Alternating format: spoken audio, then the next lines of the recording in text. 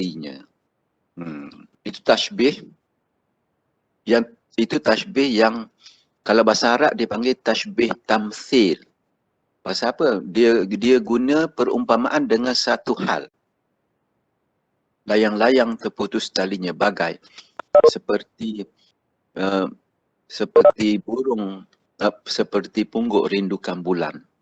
Itu tashbih tamthil. Nanti ada kumpulan yang akan bentang. Tashbih biasa macam dia seperti singa. Dia seumpama singa. Jadi ada perumpamaan seumpama ni seperti bahasa Malaysia dan bahasa Melayu banyak. Memang biasa. Bahasa Arab dipanggil tashbih. Jadi perumpamaan ni, kita buat perumpamaan apabila ada musyarakah fi sifah muayyanah. Ada persamaan. Musyarakah. Ada persamaan. Musyabahah. Dalam satu-satu sifat.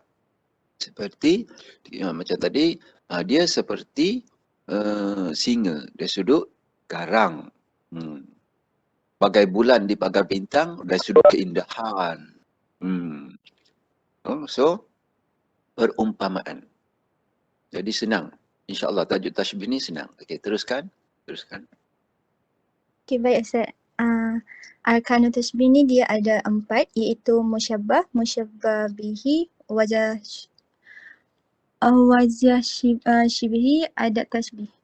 Musyabbah ni dia huwa al-amru allazi yuradu ilhaquhu bi ghairihi, merupakan ia adalah perkara yang dimaksudkan untuk dilampirkan kepada sesuatu yang lain, iaitu benda yang kita nak bandingkan ataupun samakan. Kemudian musyabbah bihi ni huwa al-amru allazi yalhaqu bihi al-musyabbah, iaitu perbandingan dengan apa yang kita nak bandingkan. Kemudian wajah syabah ni huwa al-wasfu al-mushtaraku baina at-tarifina wala bad an yakuna fi al-musyabbah bihi aqwa minhu fi al-musyabbah. Ia adalah gambaran umum antara kedua-dua pihak, musyabbah ataupun musyabbah bihi, dan ianya mestilah lebih kuat pada musyabbah bihi berbanding musyabbah. Kiranya kita buat ni dari segi apa tashbih itu dibuat. Yang keempat pula, adat tashbih hiya al-lafzu allazi yadillu ala at-tashbihi wa yarbitu al-musyabbahu lim-musyabbah bihi. Ia adalah istilah yang menunjukkan perumpamaan dan menghubungkan yang diumpamakan dengan persamaan dengannya, iaitu alat yang digunakan untuk membuat perbandingan seperti huruf ka, kana, mihu dan yusyabbah bihu. Seperti yang saya sertakan contoh di bawah tu, al-ilmu ka'annu fi al-hidayah, yang bermaksud ilmu ibarat cahaya dalam petunjuk. Ilmu itu merupakan musyabbah. Nur Amirah Ya. Okey, daripada sini kita dapat tengok kelas, daripada sini kita dapat tengok rukun tashbih ada 4. Musyabbah, al-musyabbah 1. Yang kedua al-musyabbah bihi. Yang ketiga wajhu syibhi. Yang keempat adatut tashbih. Al-musyabbah ialah perkara yang kita nak umpamakan dia. Kita nak umpamakan dia dengan apa? Yang kedua, musyabbah bihi, perkara yang diumpamakan dengannya. Wajh syibih ialah aspek yang persamaan. Ciri-ciri persamaan. Apa dia? Dan yang keempat, huruf tashbih. Dia tak semacam huruf, dia ada huruf, dia ada isim, dia ada juga fa'il, dia boleh guna. Macam dalam contohnya, al-ilmu kan nuri ka an-nuri. Boleh kata yushabihun nuri, yumathilun nuri, yumathilun nura, mathilun nuri, syabihun nuri. Jadi boleh guna huruf ataupun isim ataupun fa'il. Biasanya ciri yang persamaan tu mesti lebih kuat dalam musyabbah bih. Macam kita kata, benda ni panas macam matahari. Panas tu mesti kuat pada matahari, bukan kepada benda ini. Muhammad seperti singa. dari sudut garang. Garang tu mesti lebih kuat dari lebih kuat pada sifat musyabbabih, iaitu singa. Ya.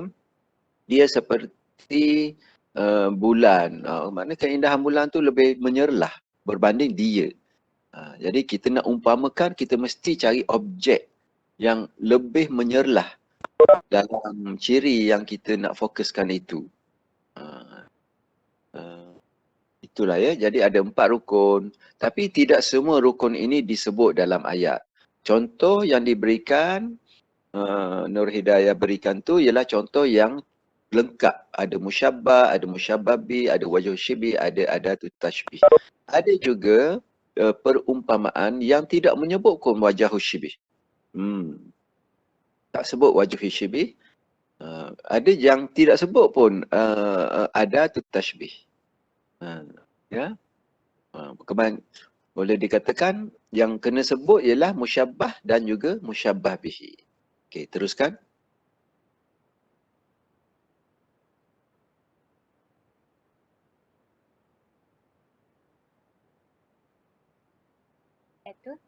Nama saya Puteri Nur Balkis binti Mak Razi, nombor matriks 057852 dan saya akan bentangkan tajuk Torfat Tashbih dengan adatut tashbih.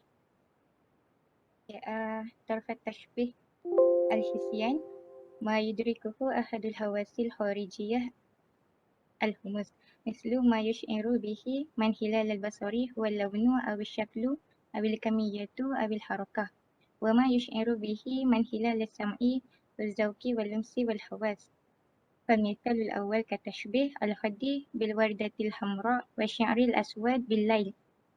والمثال الثاني كتشبيه صوت الدق القلبي بصوت الحاصل من دق الغلام بالهجر من وراء الخائط.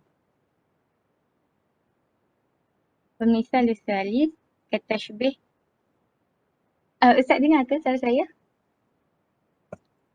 Dengar. Cuma tashbih, dengar. Tashbih hisian dengan aklian tu cuba terang semula dengan bahasa yang lebih mudah. Hisian tu apa? Aklian tu apa? Saya terang dalam bahasa Melayu. Unsur-unsur utama yang membentuk tashbih ni ialah musyabbah dan musyabbah bih.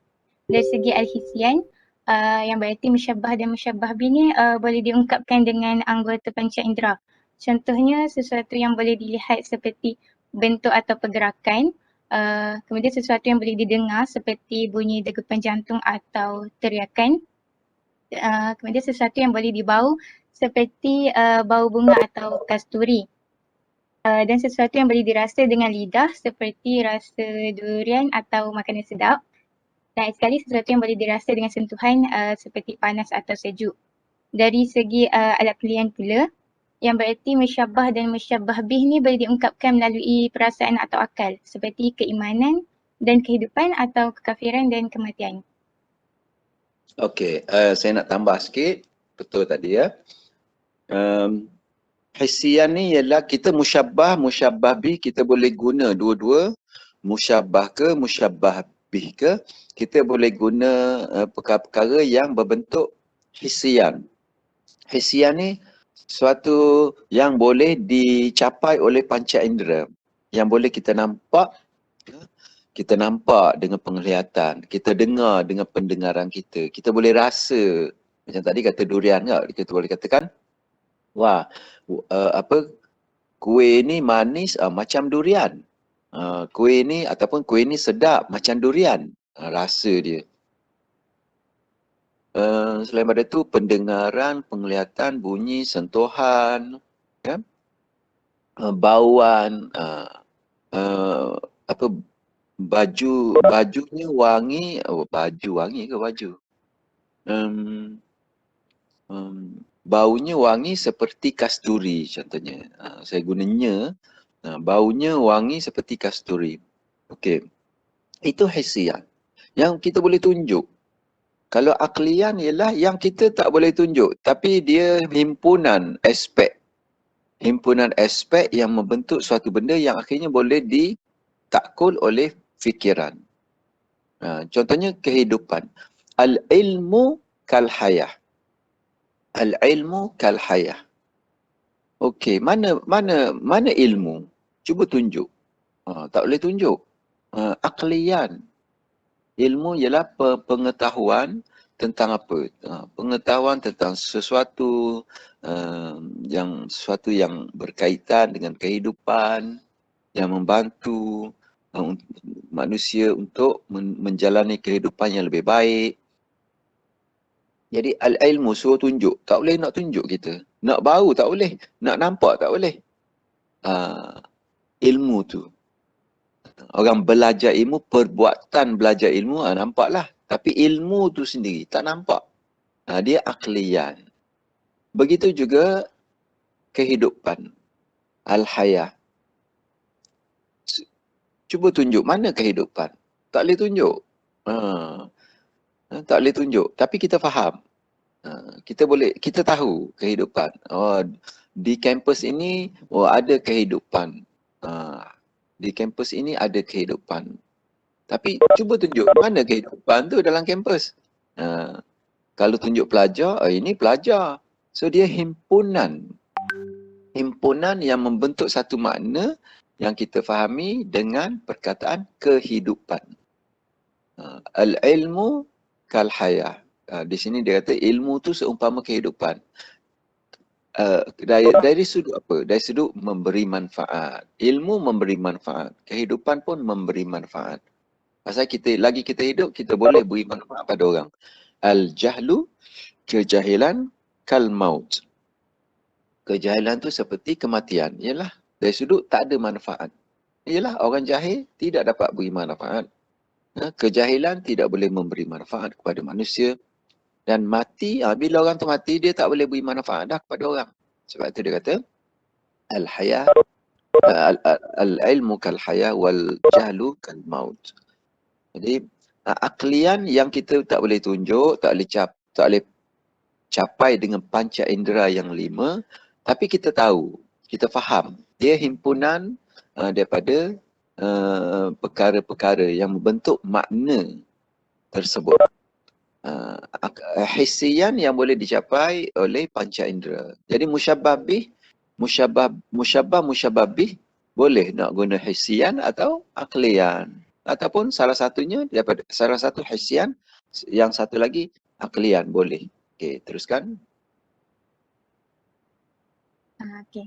Kemudian ada tashbih. أداة التشبيه هي اللفظة التي تدل على المماثلة والمشاركة وهي 3 أنواع. الأول اسم. أداة التشبيه من الأسماء كثيرة منها مثل وشبه وشبيه ومثيل وغيرها مثل أنت شبيه البدر حسنا ومثل الغصن لينا. الثاني فعل. قد تكون أداة التشبيه فعل مثل يشبه وتشابه ويضارع ويضاع هي وغيرها مثل أنت تضارع الأسد وهو يشبه الشمس. الثالث حرف. والحرف له لفظتان. الأول الكاف ويليها المشبه به مثل قول الرسول صلى الله عليه وسلم الناس كإبل 100 لا تجد فيها راحلة. والثاني كأن ويليها المشبه مثل كأن زيدان بحر في الكرم. Adatul tashbih adalah huruf atau kata yang menyatakan penyerupaan. Ada kalanya ada tashbih berupa isim seperti anta syabihul badri husnan.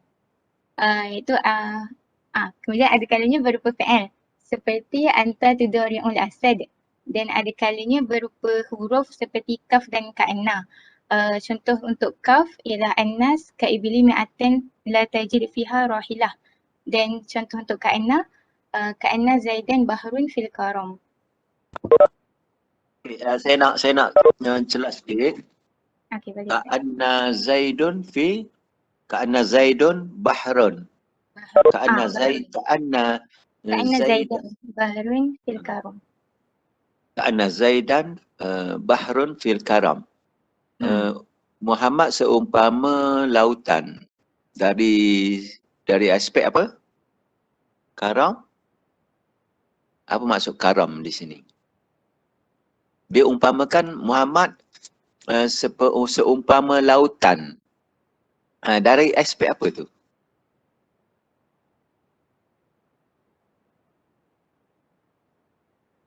Al-Karam, apa yang dimaksudkan dengan Al-Karam di sini?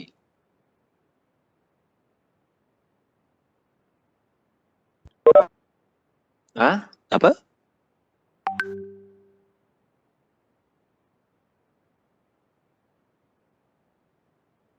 Apa maksud karam di sini?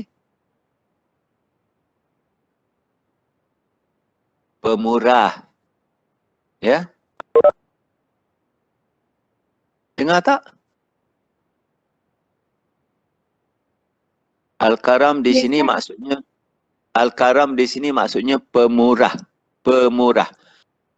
Muhammad kal bahri fil karam. Jadi kita kena fahamlah konteks orang Arab. Kita kalau seumpama laut, kita tak katalah laut itu pemurah. Tapi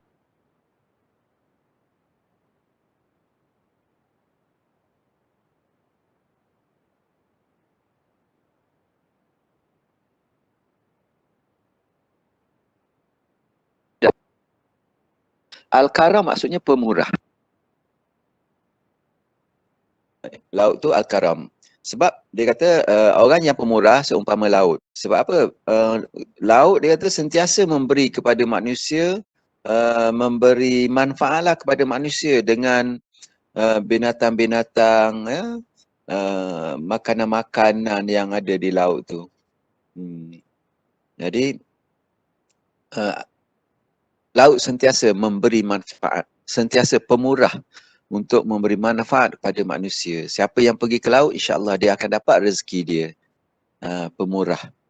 Jadi siapa-siapa yang pemurah diumpamakan dengan laut.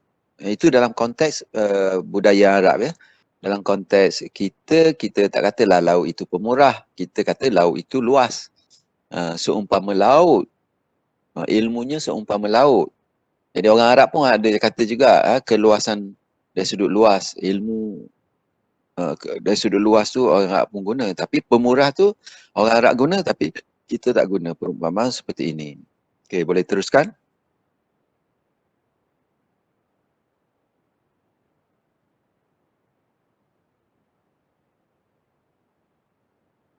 Assalamualaikum warahmatullahi wabarakatuh. Nama saya Khairi Nisa binti Mahir, nombor matrik 057747. Saya akan menerangkan tentang aqsam tashbih. Tashbih terbahagi kepada 5, iaitu tashbih mursal, tashbih muakkad, tashbih mufassal, tashbih mujmal, tashbih baligh. Tashbih mursal huwa ma dzakartu fihi adat tashbih, iaitu tashbih yang adat tashbihnya disebutkan, atau bahasa mudahnya tashbih yang terdapat adat di dalamnya. Sebagai contoh, al-amru mithlu dhaifu atau kataifu laysa lahu iqamah. Seterusnya, yang kedua, tashbih muakkad. Wa ma hazaftu minhu adatu tashbih. At-tashbih la yujad adat, iaitu tashbih yang adat tashbihnya dibuang atau bahasa mudahnya tidak terdapat adat di dalamnya. Sebagai contoh, al-ilmu nur bil hidayah. Yang ketiga, tashbih mufassal. Wa ma dzakaru fihi wajhu syabhu, iaitu tashbih yang ciri persamaannya disebut atau kata lain wajhu syabhunya disebut. Sebagai contoh, wa zaibu fin nakri. Yang keempat, tashbih mujmal. Wa ma hazafu fihi wajhu syabhu, tashbihu la yujad wajhu syabhu, iaitu tashbih yang ciri persamaannya digugurkan atau kata lain wajhu syabhunya digugurkan. Seperti contoh, al-ilmu kan-nur. Dan yang terakhir, tashbih baligh. Wa ma hazaftu fihi al-adat wajhu syabhu wa wajhu syabhu, tashbih la yujad adat wa wajhu syabhu, iaitu tashbih yang digugurkan adat tashbih dan wajhu syabhunya. Sebagai contoh, Rasulullah SAW syamsu wa badar.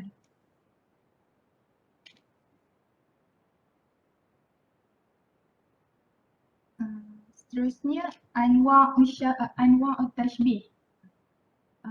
Anwa'ut tashbih terbahagi kepada 4, iaitu mursal mufassal, mursal mujmal, muakkad mufassal dan tashbih baligh. Yang pertama, mursal mufassal. At-tashbih alladhi zakartu fihi adatu tashbih wa wajhu syabahu ma'an wa huwa suratul dunya fi darajatil ablaghiyah. Iaitu tashbih yang disebutkan adat tashbih dan wajhu syabahunya. Sebagai contoh, Khalidun kal asadu fi syaja'ah. Khalid seperti singa yang berani. Ayat ini merupakan ayat yang lengkap kerana mempunyai 4 rukun. Yang kedua, mursal mujmal. At-tashbih alladhi zakartu fihi adat tashbih wa hazaf minhu wajhu syabahu wa huwa suratul wusta fi darajatil abliyah. Iaitu tashbih yang disebutkan adat tashbih tetapi dibuang wajhu syabahunya. Sebagai contoh, Khalidun kal asadu. Ayat ini terdapat adat tetapi tiada wajhu syabahunya. Yang ketiga, muakkad mufassal.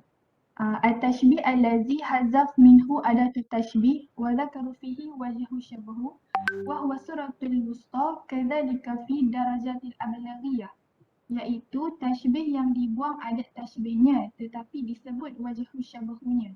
Sebagai contoh, Khalidun asadun fi syaja'ah. Ayat ini tiada adat tetapi ada wajhu syabahunya. Yang keempat, tashbih baligh. Wa huwa al-mu'akkadul mujmal. At-tashbih alladhi hazaftu minhu adatu tashbih wa wajhu syabahu wa huwa suratul aliyah fi darajatil ablaghiyah. Iaitu tashbih yang dibuang adat dan wajhu syabahunya. Sebagai contoh, Khalidun asadun. Ayat ini tiada adat dan wajhu syabahunya. Tajuk salah tu ya, anwa' at-tashbih. Bukan hak dengan her. Tajuk salah. Nanti perbetulkan tau. Okey Ustaz. Okey, teruskan. Assalamualaikum warahmatullahi wabarakatuh. Nama saya Nur Fatimah Husna binti Waalaikumsalam. nombor matrik 057731. Hari ini saya akan terangkan tentang at-tashbih at-tamsili. At-tashbih at-tamsili huwa ma kana wajhi asyabah fi surah mutanazza'ah min muta'addad. Wa huwa tashbih allazi yakun ala syakal lawhah tasuru aksar min mufrad. Wa wajhu asyabah fi la yakun ma'khuz min mufrad bi'ainah bal yakun ma'khuzan min wa min khairihi aw min surah al-amma wa huwa khilaf at-tashbih basir allazi yakun al-mashbah yashabahu al-mashbah bihi biwajhi min wujuh aw janib min jawanib katashbih al-jahil bi a'ma wa jahil bizalamat wal ulum bin nur. Okay. Tashbih at-tamsil adalah tashbih yang keadaan wajah syabahnya terdiri dari gambaran yang dirangkai dari keadaan beberapa hal. Ia adalah tashbih yang dalam bentuk gambaran yang menggambarkan lebih daripada satu mufrad. Dan persamaan di dalamnya tidak diambil dari mufrad tertentu, tetapi diambil dari dan dari orang lain atau dari gambaran umum. Di mana perumpamaannya menyerupai yang diumpamakan pada salah satu wajah atau salah satu aspek seperti perumpamaan orang jahil dengan orang buta, kejahilan, kegelapan dan pengetahuan tentang cahaya. Seperti contoh dalam surah Al-Jumu'ah ayat 5.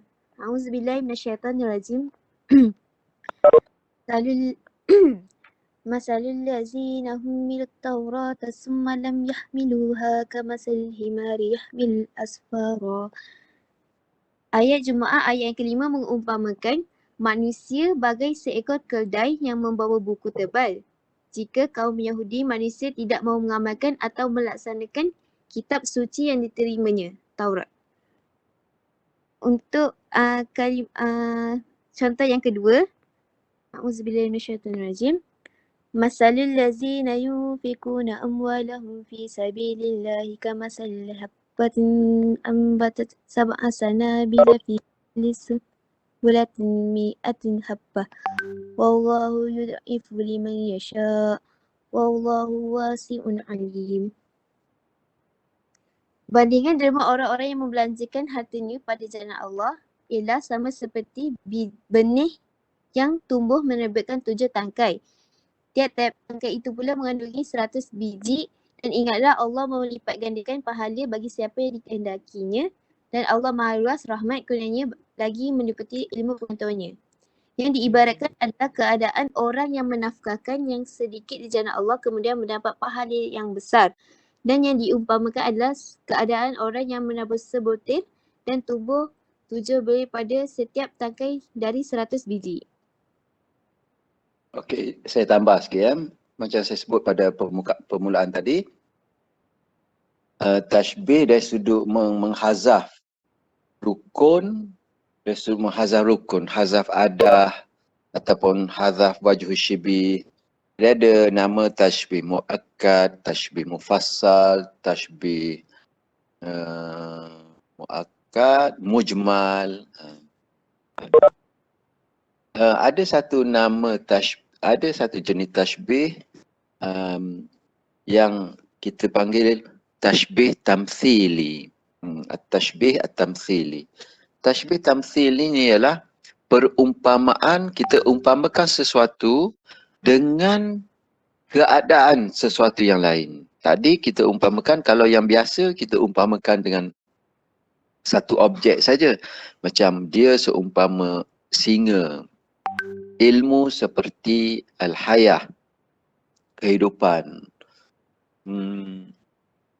Kerjanya banyak seumpama gunung. Maknanya apa? Kerjanya bertimur-timur macam bukit. Jadi macam bukit, singa, kehidupan, itu tashbih satu objek. Ada jenis tashbih yang menggunakan tashbih dengan keadaan. Saya kata, Ali ni seumpama orang yang bina rumah, kemudian ada rombak, kemudian dia bina balik. Nak menunjukkan Ali ni sama dengan keadaan orang yang bina rumah, dia rombak, lepas tu dia bina balik, dia rombak, dia bina balik. Tak konsisten. Maknanya saya nak beritahu Ali ni seorang yang tidak tetap pendirian.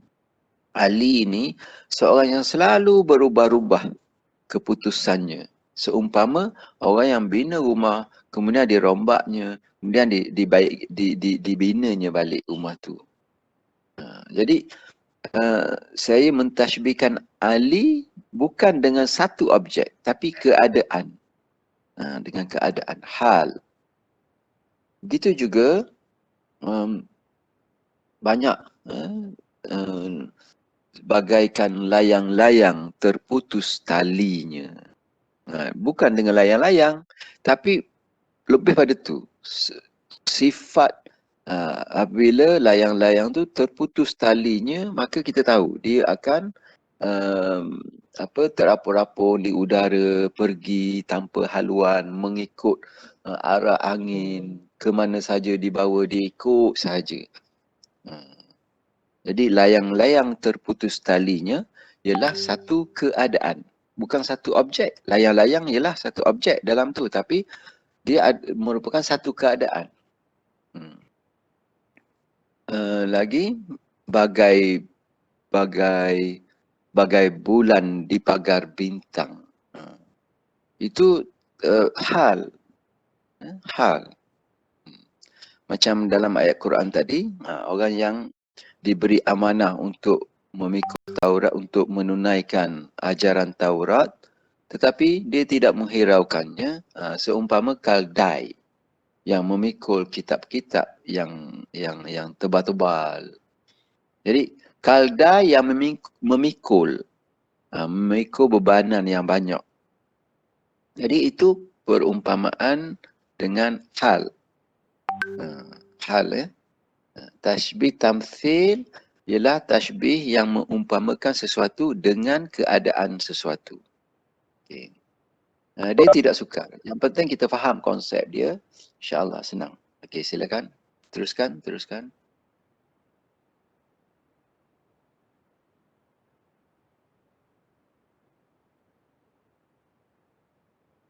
Bismillahirrahmanirrahim. Assalamualaikum warahmatullahi wabarakatuh. Nama saya Siti Azzaini binti Zulkifli, nombor metrik 057850. Ustaz dengar kan? Dengar jelas. Dengar. Okey. Tashbih ad-dimni. Tashbih ad-dimni wa tashbih la yawaddu fihi musybih wa musyabbah bih fi surati min sur tashbih ma'rufah bal yal mahu musyabbih wal musyabbah bih wa yafhamani minal ma' wa yakun al musyabbah bih daiman burhan ala imkanu ma asnadu ila musyabbah bih.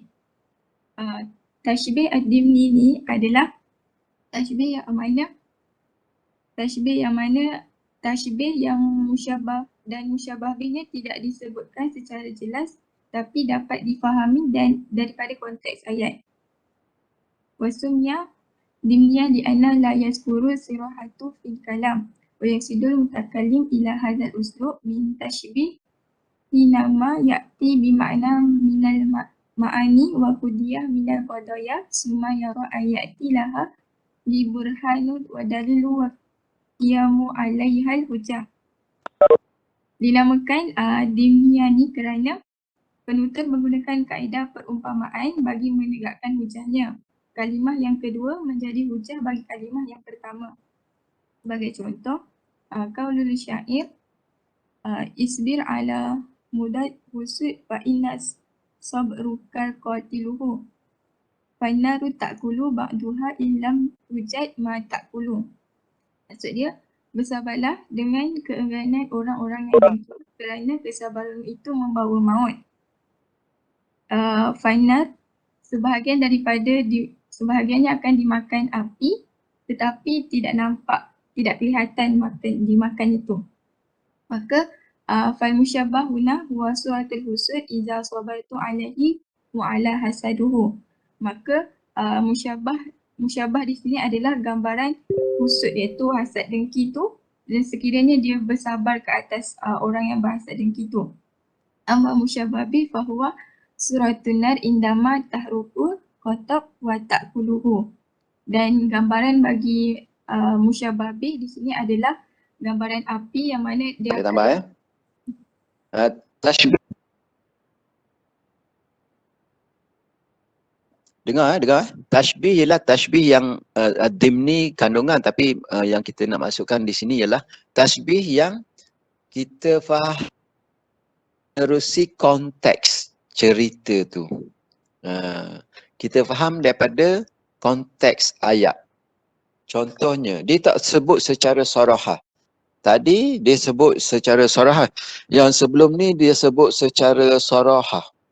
Macam dia seperti singa secara sarahah. Orang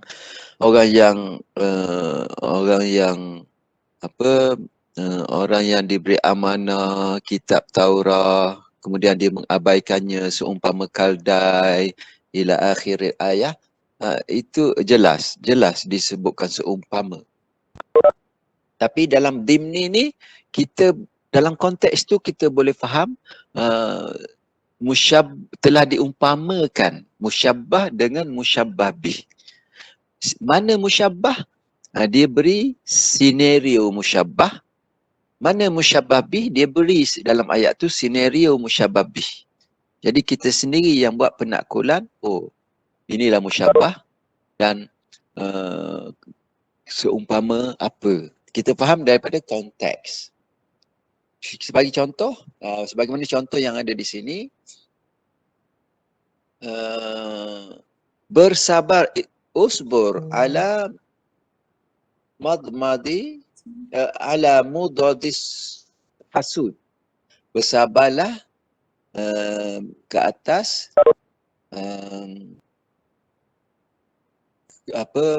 bersabarlah ke atas orang-orang yang hasad ni.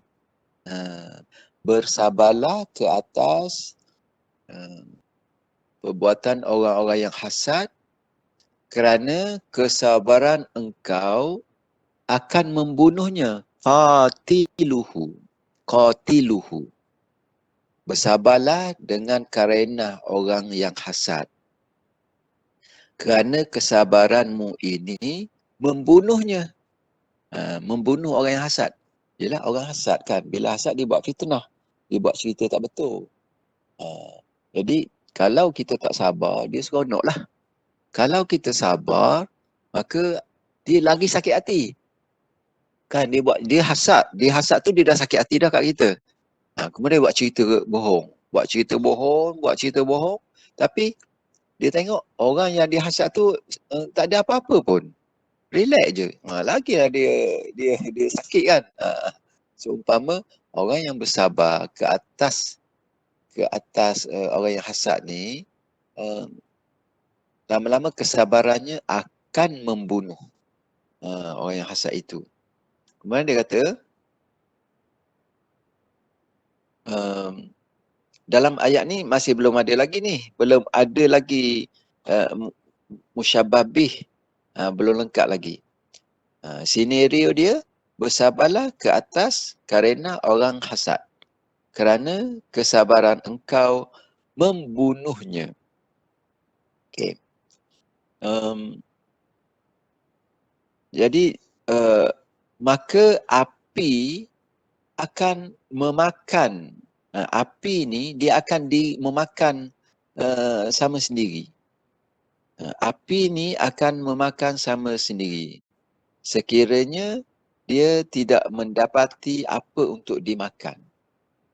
Dia kata api ni dia makan sama sendiri. Kalau dia tidak ada apa-apa yang untuk dia bakar. Maksudnya api ni kalau ada daun kering, kalau ada kayu kering, dia akan bakarlah kayu tu. Kalau dah tak ada apa-apa, dia bakar diri dia sendiri. Dia bakar diri dia sendiri. Jadi di sini kita faham, musyabbah ialah al-hasud. Ataupun halatul hasud. Halah al-hasud. Musyabbah ialah daripada senario tadi, konteks tadi kita faham. Perangai orang hasud. Sifat orang yang berhasad. Itu musyabbah. Musyabbah bih, kita faham orang yang hasad ni, apa dia, seumpama apa. Perangai orang hasad ni, kan dia dengki, dia buat cerita. Itu perangai dia. Sifatul hasud boleh juga. Itu musyabbah. Sifatul hasud. Musyabbah bih ialah kita boleh faham orang hasud ni, dia cuba. Akhirnya kalau dia tak berjaya, dia ni macam apa? Macam api yang makan sama sendiri. Jadi message yang dia nak beritahu, sifat orang hasad ni akhirnya makan diri dia sendiri. Makan diri dia sendiri. Dia membakar diri dia sendiri. Inilah yang kita fahami. Sifat orang hasad seumpama apa? Orang hasad ni seumpama yang akhirnya dia akan bakar diri sendiri. Seumpama api yang membakar diri sendiri. Apabila dia tidak ada benda lain dah untuk dia bakar. Jadi kalau orang hasad ni dia buat fitnah kepada kita, buat fitnah. Seumpama api lah kan. Buat fitnah. Dan dia tu seronok lah. Kalau dia ada benda untuk dia bakar. Tapi kalau kita sabar, soalannya tak ada benda untuk dia bakar. Dia buat kita relax, tak terjejas pun. Maka akhirnya diri dia sendiri yang terbakar. Jadi yang terseksa siapa? Dia sendiri, orang yang berhasad, orang yang hasad lah rasa seksa. Jadi kita jangan sesekali rasa hasad. Tak boleh. Hasad dengan kesenangan orang, tak boleh. Hasad dengan keadaan orang, tak boleh. Sebab hasad ni sifat syaitan. Kita kena jauh. Bila hasad ada dalam diri kita, maknanya hati kita tak baik. Hati kita kotor. Kita iri hati, tak boleh. Iri hati dengan orang yang ada duit, iri hati dengan kesenangan dia, iri hati dengan nikmat yang dia dapat. Jangan. Itu sifat syaitan. Iri hati ni akan membakar diri. Akhirnya membakar diri. Kita boleh cemburu masa bila? Hasad dalam belajar boleh. Tapi kita hasad bukan hasad pada orang, hasad pada diri kita sendiri. Kita cemburu orang lain boleh belajar, boleh berjaya, boleh dapat dapat CGPA yang tinggi. Kita pun rasa bukan cemburu iri hati yang jahat ya. Ini hasad yang positif. Kita rasa tak puas hati, aku mesti macam dia. Kita tak iri hati kat orang tu, kita iri hati pada diri kita sendiri. Tak puas hati diri kita sendiri dan menyebabkan kita berusaha nak jadi macam orang tu. Dan orang tu tetap kita puji dia. So itulah tashbih dimni. Okay, teruskan.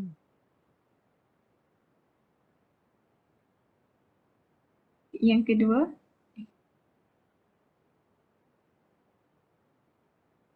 kedua, kalau Abu Firas Hamdan saya sepuruni kaumi idza jaduhum wa filalatil zuluma yaftaqadul badri yaqulu syair inna kaumuhu sayasfurunahu inna istidad kutubu wa lu'ihim wa yatlubunahu fala yajudunahu wala ajib fi dzalika li anna badri yaftaqadu wa yatlubu inna istidad sulam. Maksud dia kaumnya akan mengingatinya apabila khutbah semakin kuat dan mereka akan mencarinya tetapi mereka tidak akan menemuinya. Sebab itu kerana bulan purnama seumpama macam bulan purnama yang dirindui dicari apabila gelap.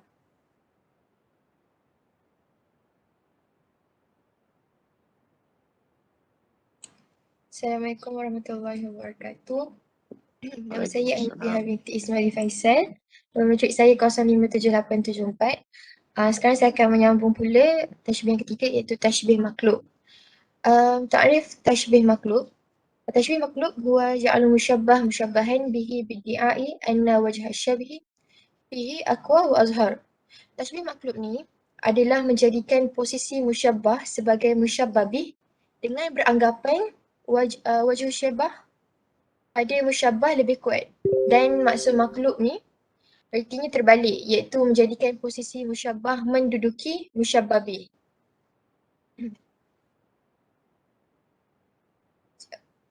Okey, senang cerita maksud tashbih makhluk ni iaitu penyerupaan yang terbalik.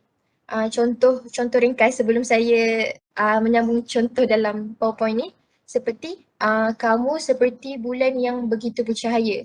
Jadi bila masuk dalam tashbih makhluk, dia akan menjadi bulan yang begitu bercahaya seperti kamu. Okay.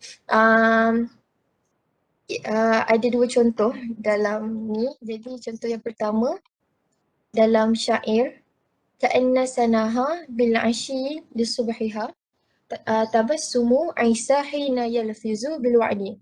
Maksud syair ini ialah seakan-akan cahaya awan sampai menjelang pagi itu ialah senyuman Isa ketika mengucapkan janji. Di dalam syair ini menyerupakan bahawa cahaya awan yang terus menerusi memantul sepanjang malam itu dikategorikan sebagai musyabbah bih kepada musyabbah. Musyabbah dalam syair ini ialah senyuman Isa yang dipuji ketika menjanjikan pemberiannya. Okay, saya tambah sikit saya tambah sikit. Okay. Tashbih makhlub memang betul sebagaimana yang disebut tadi. Tashbih yang makhlub ditukar. Apa tadi sebut tashbih makhlub? Apa? Tashbih yang Terbalik. Yang diterbalikkan. Diterbalikkan. Yang ditukar. Sebab apa? Kita kata kaedah umum, kaedah asas kata wajhu syibih mesti kuat pada musyabbah bihi kan. Wajhu syibih maknanya ciri yang diumpamakan tu seperti garang, seperti panas, mesti kuat pada musyabbah bih. Macam kita kata Ali garang seperti singa. Garang tu sifat yang diumpamakan. Ali garang seperti singa. Garang ni lebih kuat pada musyabbah bih, lebih kuat pada singa berbanding Ali. Itulah kaedah asas dia. Begitu juga katakan panas. Panas, kalau panas api lah kan. Api. kita kata besi ini panas seumpama api. Besi ni panas macam api. Jadi panas tu sifat tu lebih kuat pada api berbanding besi. Pasal besi kadang dia panas, kadang dia tak panas. Tetapi dalam ilmu balaghah ada teknik dia menukar. Soalnya musyabbah tu musyabbah bih. Sebab sifat tu kuat pada musyabbah bih. Tapi dia menukar. Dia menukar seumpama sifat tu lebih banyak pada musyabbah. Sifat tu lebih banyak pada musyabbah. Apa tujuan? Ini dia disengajakan, bukan silap.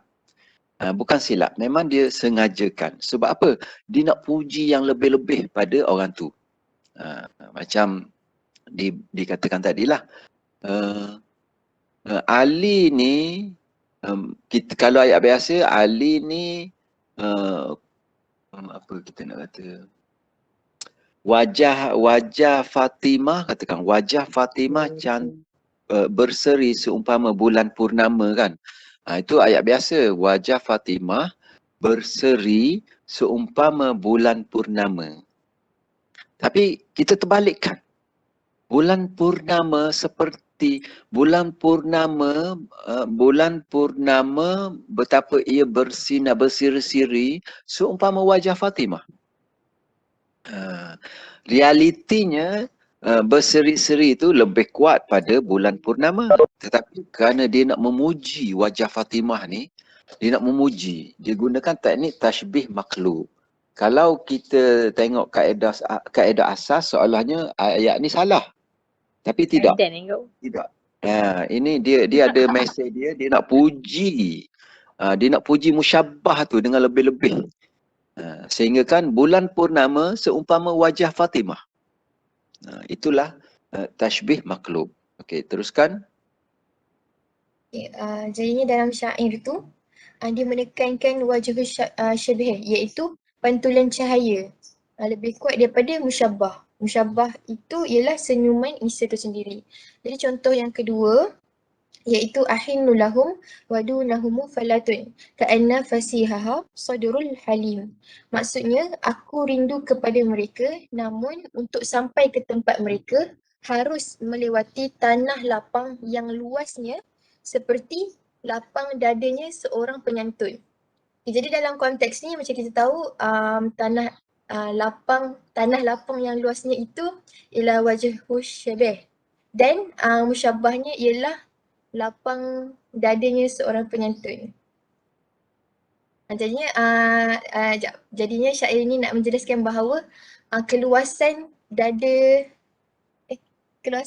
penyantun tu lebih lapang seperti tanah lapang. Macam tu.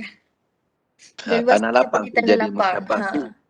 Sepatutnya tanah lapang itulah musyabbah bih kan. Tapi dia jadikan tanah lapang ni seumpama dada orang yang bersopan santun dari aspek ketenangan, kelapangan, keluasan. Jadi dia terbalikkan. Okey, slide seterusnya.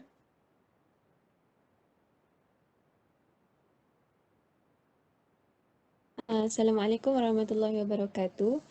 Saya Amal Hayati binti Muhammad Hussein, nombor matrik 057889.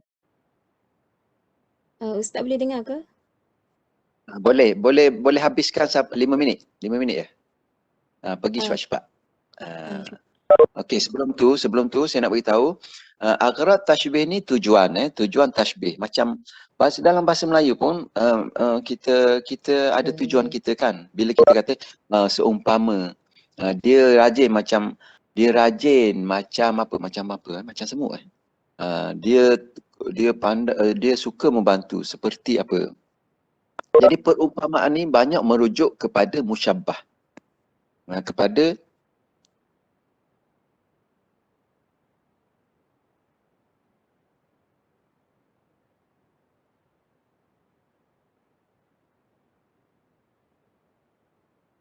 banyak ada musyabbah. Satu untuk menunjukkan keadaan musyabbah. Yang ketiga untuk menunjukkan kadar sesuatu tu Ya, sekejap. Kadar. Yang keempatnya untuk memuji musyabbah. Yang kelima untuk, boleh juga untuk mencaci musyabbah. Dan juga untuk menegaskan. Benda ni ada pada musyabbah, macam-macam lagi. Ya. Jadi ini sebab. Sebab kenapa. Okey, boleh teruskan?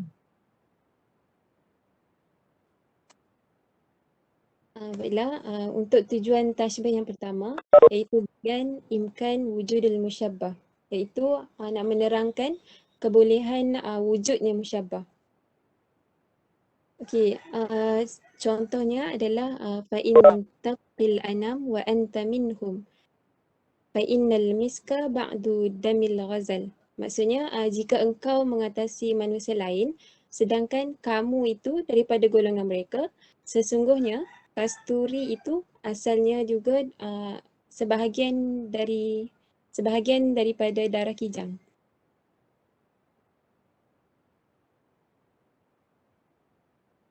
Yang kedua, bayan halul musyabbah, iaitu nak menjelaskan keadaan musyabbah. Contohnya, ka'annaka syamsun wal muluka kawakib idza tala'at lam yabdu minhunna kaukab. Maksudnya, seakan-akan engkau adalah matahari sedangkan raja-raja lain adalah bintang-bintangnya. Bila matahari terbit, maka tiada satu bintang pun tidak akan kelihatan. Yang ketiga, bayan miqdar halil musyabbah. Maksudnya nak menerangkan kadar keadaan musyabbah.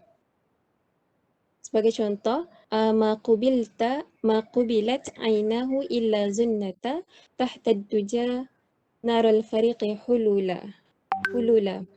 Maksudnya tidak terlihat mata singa dalam kegelapan malam kecuali disangkakan api yang marak dinyalakan oleh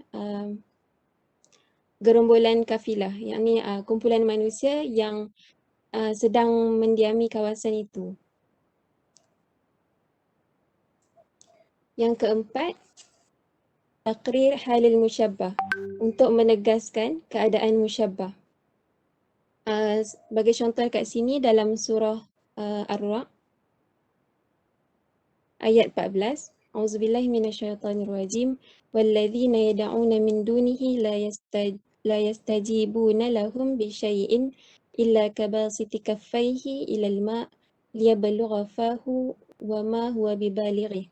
Maksudnya dan benda-benda yang mereka sembah selain dari Allah tidak akan dapat menyahut atau memberikan sesuatu pun kepada mereka, hanyalah seperti orang yang membentangkan kedua tapak tangannya kepada air supaya sampai ke mulutnya. Padahal air itu sudah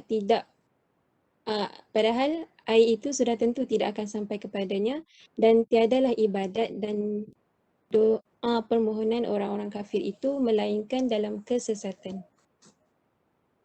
Yang kelima, tujuan tashbih adalah untuk tazinul musyabbah, yakni untuk muji atau mencantikkan keadaan musyabbah. Contohnya, madadatta yadaika nahwahum ihtifa'an kamaddihima ilaihim bil hibad. Maksudnya, uluran tanganmu kepada mereka dengan penuh penghormatan adalah seperti uluran tangan kepada mereka dengan beberapa pemberian. Pemberian dekat sini maksudnya hadiah ataupun derma. Akhir sekali, tujuan tashbih adalah untuk untuk sebut keburukan yang ada dalam musyabbah. Taqbihul musyabbah. Contohnya, limanzilun kawijarul kalbi anziluhu tankun tuqaribu faqad daqa. Maksudnya rumah yang kudiami ini bagai rumah anjing kerana terlalu sempit dan kedua-dua sisinya terlalu hampir. Dia nak memburukkan musyabbah tu, yakni rumah tu. Memang ia benar-benar. Dia nak takbih, memburukkan, mengeji, menghina, boleh juga. Dia bagi contoh ni, orang ni dia mentakbih rumah dia sendiri. Pasal apa dia bina rumah yang kecil? Dia takbih rumah dia. Dah dia kak yang bina rumah tu kan. Dia kata rumah dia ni macam sarang anjing. Sempit. Okey. Saya rasa kumpulan satu cukup setakat ni dulu Boleh? Boleh Ustaz. Okey. Nashkuru ila hadhihi al-majmu'ah ala taqdimihim al-mumtaz. Satu pembentangan yang bagus, yang jelas, dan saya nampak semua yang membentang tu dia, ahli kumpulan dia faham apa yang dibentang. Jadi bagus pembentangan yang kita dengar pada hari ini, pembentangan bagus, jelas, memudahkan untuk kita faham apa itu tashbih. Kalau kata tashbih, berapa rukun dia? Kemudian apa yang boleh dihazafkan?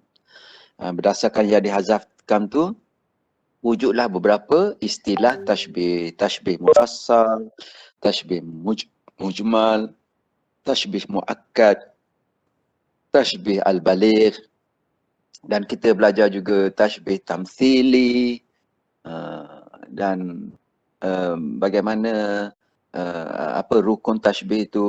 Kalau musyabbah bihi, boleh kita guna perkataan yang berbentuk hissian, boleh kita guna perkataan yang berbentuk aqlian. Adatut tashbih sama ada dalam bentuk huruf seperti kaf, kan nur, seumpama cahaya, ataupun boleh kita guna adatut tashbih yang berbentuk isim, syabihu, mathilu, ataupun berbentuk fa'il, boleh juga yushbihu. Muhammad yushbihu an-nura. Yumathilu, boleh juga. Dan kita belajar juga tentang tujuan-tujuan tashbih. So, nashkuru ila hadhil majmu'ah ala taqdimihim al-mumtaz. Fanantaqil ila majmu'ah thaniya, majmu'ah thalitha, tadi majmu'ah thalitha, majmu'ah rabi'ah. Majmu'ah rabi'ah lituqaddim mawdu' madha al-haqiqah wal majaz. Okay, silakan.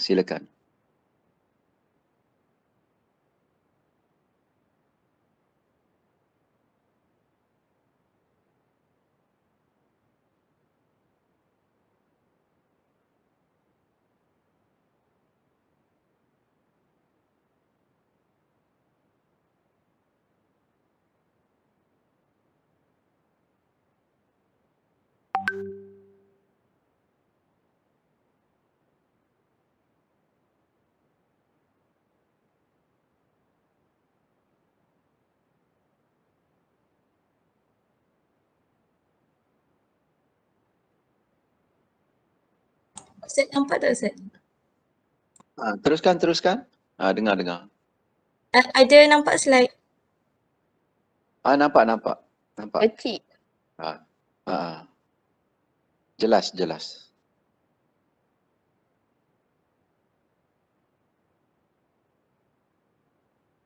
Sekarang dah besar dah. Sekarang masih kecil.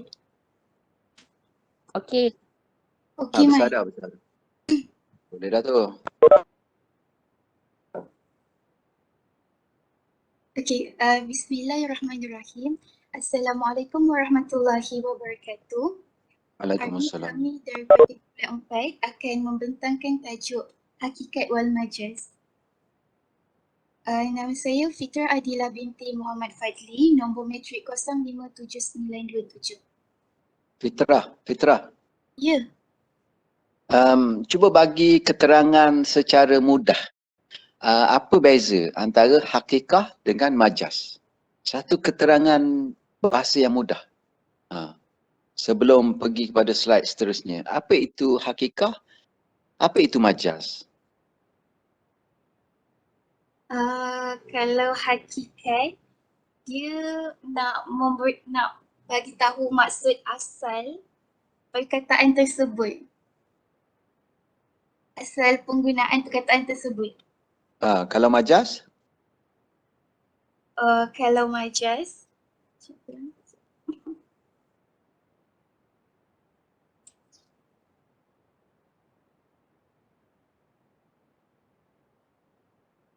Majaz tu apa pula?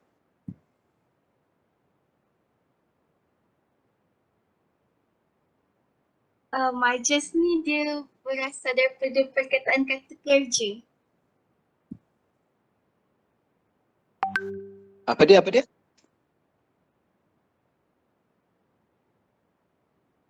Majaz tu apa dia? Berasal daripada kata kerja. Bahasa mudah, hakikah memang bercanggahan dengan majaz. Bahasa hakikah ialah bahasa asal, mengikut kamus. Bahasa yang maknanya mengikut makna kamus. Makna asal. Katakan lautan.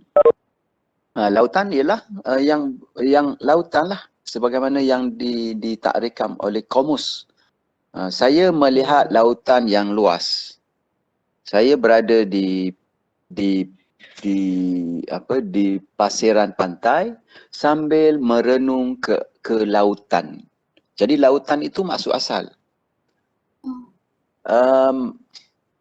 Majaz ialah bahasa yang bukan maksud asal. Bahasa boleh kita katakan bahasa kiasan. Bahasa pinjaman. Seperti saya melihat lautan di dalam masjid. Tadi saya duduk di pinggir pantai sambil merenung ke lautan. Jadi kalimah lautan itu hakikah. Memang betul-betul lautan. Hakikah yang sebenar. Maksud daripada kamus. Tapi kalau saya kata saya melihat lautan di dalam masjid. Mana ada lautan dalam masjid? Saya melihat lautan sedang menyampaikan ceramah. Bukan makna hakikah itu makna majaz. Pasal lautan kita tahu, dia ada qarinah, dia ada hint, dia ada petunjuk.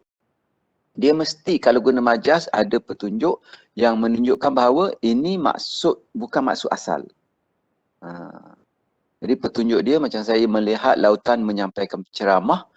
Perkataan menyampaikan ceramah merupakan qarinah. Qarinah iaitu petunjuk yang menghalang daripada makna asal. Daripada situ kita faham ada petunjuk yang bila kata lautan menyampaikan ceramah, kita tahu ini bukan lautan sebenar. Ini ialah seseorang yang seumpama laut. Sifatnya dari sudut luas pengetahuannya. Ataupun dia sangat orang yang pemurah. Jadi itu bahasa mudahnya. Al-haqiqah makna sebenar mengikut kamus. Al-majaz ialah makna pinjaman ataupun makna kiasan, bahasa kiasan. Okey, teruskan. Okey. Kita mulakan dengan takrif hakikah. Wal haqiqah istilahi hiya al-kalimatu al-musta'milatu fima wudi'as lahu fil istilahi takhatub. Yang bermaksud perkataan hakikat dari segi istilah ialah perkataan yang dia membawa kepada maksud asal. Okey, maksudnya yang telah ditentukan pada asal penggunaannya. Wasamiyas bil haqiqah li subutil lafzi ala asli wada'ihi. Dan ia dipanggil hakikah untuk membuktikan perkataan itu pada asalnya. Sebagai contoh, wa ala sabili mithali fa inna kalimatan asadu fi qabliki. Akaluhu al-asadu tubliku ala hayawani muftarifi alladhi hajima ala farisatihi wa ya'ishu fil khadi. Sebagai contoh, penggunaan perkataan yang al-asadu tu ditujukan kepada singa, dan kita tahu singa merupakan haiwan yang ganas yang tinggal dalam hutan. Jadi apabila kita baca ayat akaluhu al-asadu, kita akan serta-merta tahu bahawa maksud dia seseorang itu telah dibunuh atau dimakan oleh singa. Jadi tak dapat Jadi tak terdapat sebarang tafsiran lain selain maksud asal perkataan tersebut.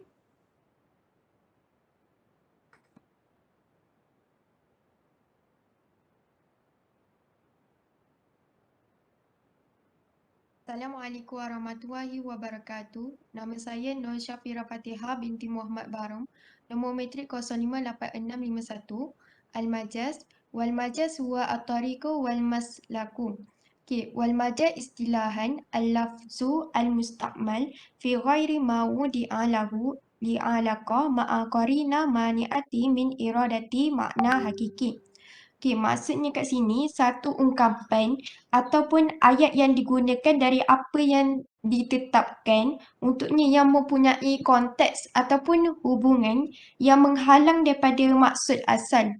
Okey, ala sabili misal al-wadatu fi fasli. Okey, sebagai contohnya al-wadatu fi fasli iaitu bunga itu berada di dalam kelas. Sebenarnya dia nak menggambarkan, dia nak menunjukkan kepada al-wardah tu kepada pelajar yang cantik. Kiranya pelajar yang cantik itu berada di dalam kelas.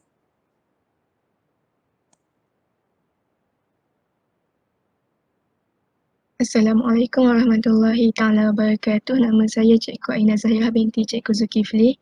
Nombor matrik 058.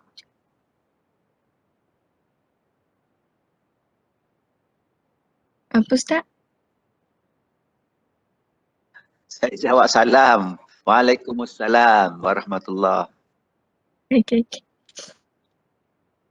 Okey, A'radu min fahmul hakikat. Tujuan perbahasan hakikat.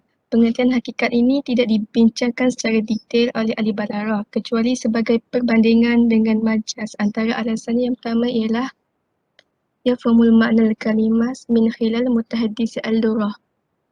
Makna perkataan tersebut difahami melalui penutur bahasa tersebut. Yang kedua, makna al-kalimas yumkinu rujuk ila al-qamus al-lurah al-arabiyyah ma'al mazid. Makna perkataan boleh dirujuk kepada kamus bahasa Arab. Yang ketiga, yumkinu fahmul uslub al-lurah biwuduhi min qabli mu'azin an-nas. Uslub atau gaya bahasanya boleh difahami oleh kebanyakan orang dengan jelas. Sebagai contoh, menggambarkan seseorang dengan kemurahan hati. Sebagai contoh, kami melawat laut hari ini dan yang dimaksudkan dengan itu bahawa orang seperti laut adalah seorang yang pemurah.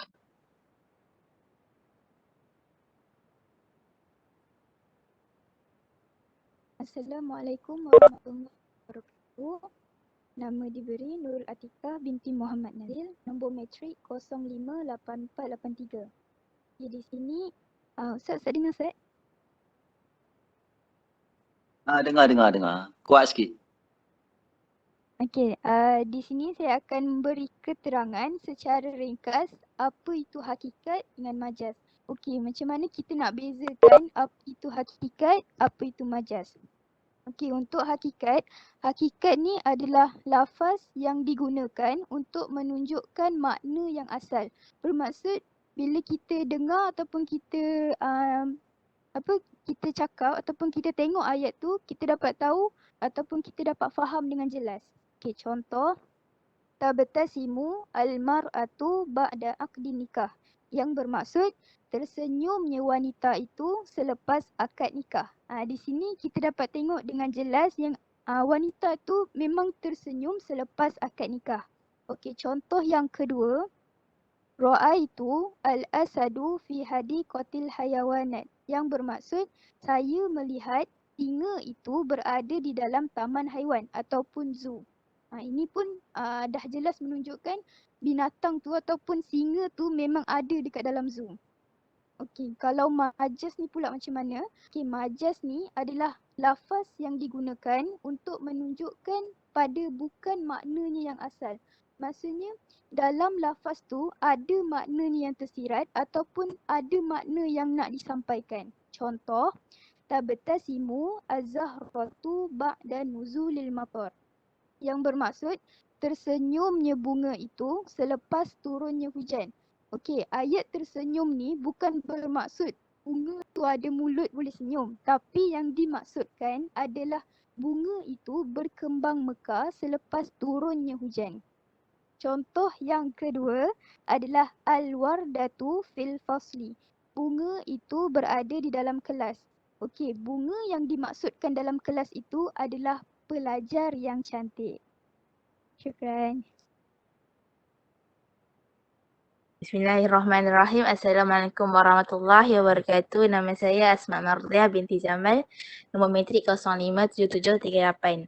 Okey, bagaimana untuk kita membezakan antara hayat hakikat dengan majaz? Okey, kalau kita tengok pada ayat pertama hakikat itu, ra'aitu syamsan fis sama'i. Iaitu saya melihat matahari di langit. Okey. Bila kita tahu syamsan tu ditunjukkan itu matahari.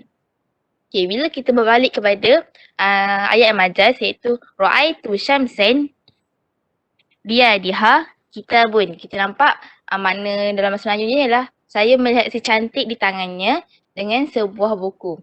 Okey. Kalau kita nampak dekat sini iaitu syamsan tu kalau kita nampak bahawa dia matahari apabila kita masukkan dalam ayat majaz bukannya matahari itu memegang buku, tapi kita nak katakan bahawa seseorang perempuan itu dia punya kecantikannya seperti matahari. So kita masukkan iaitu ra'aitu syamsan biyadiha kitabun. Okey.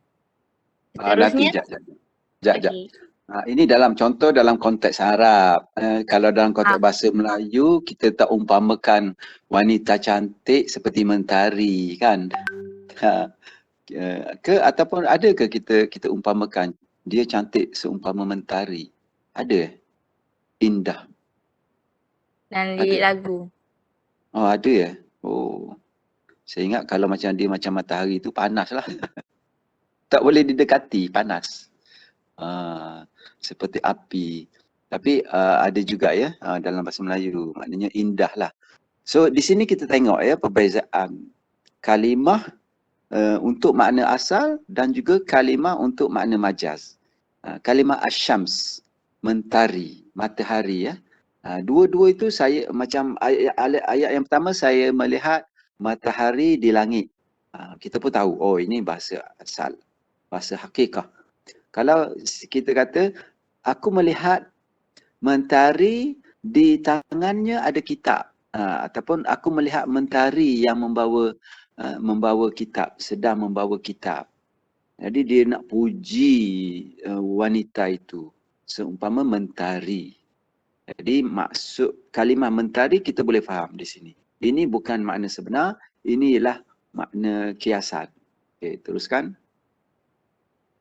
Kalau kita tengok pada ayat kedua itu jaratil safinatun fil al-bahari iaitu kapal berlayar di lautan. Okey, itu secara jelas kita nampak kapal tu berlayar dekat lautan. Okay, kalau dari segi majaz pula istami'na ila hadithil al-bahari al-fiyadhi fi zalikal majlis. Okay, itu kalau kita tahu kami mendengar ceramah daripada orang alim pada majlis tersebut. So perkataan yang kat sini dia nak bandingkan ialah itu al-bahari. Kalau kita tahu al-bahari ni iaitu lautan, kalau kita tahu ilmu itu sebesarnya sebuah lautan. So kita nampak sini orang itu walaupun dia tak adalah ilmu dia banyak seperti lautan, tapi kita nak tahu bahawa al-bahru tu ilmu itu yang disampaikan ceramahnya seperti lautan. Okey. Selepas itu ayat ketiga musyahidu al-azamata al-halqillah bil'udun wal-killahi fil bahri kan.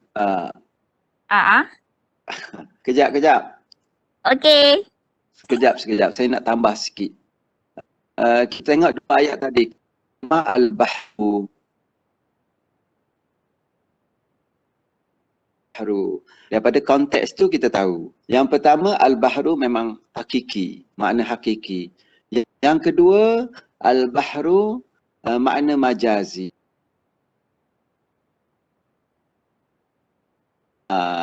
Mendengar ceramah daripada al-bahru. So kita tahu al-bahru ni bukan makna hakiki, dia makna majazi yang merujuk kepada orang yang pemurah ataupun orang yang luas ilmu pengetahuannya. Okey, teruskan.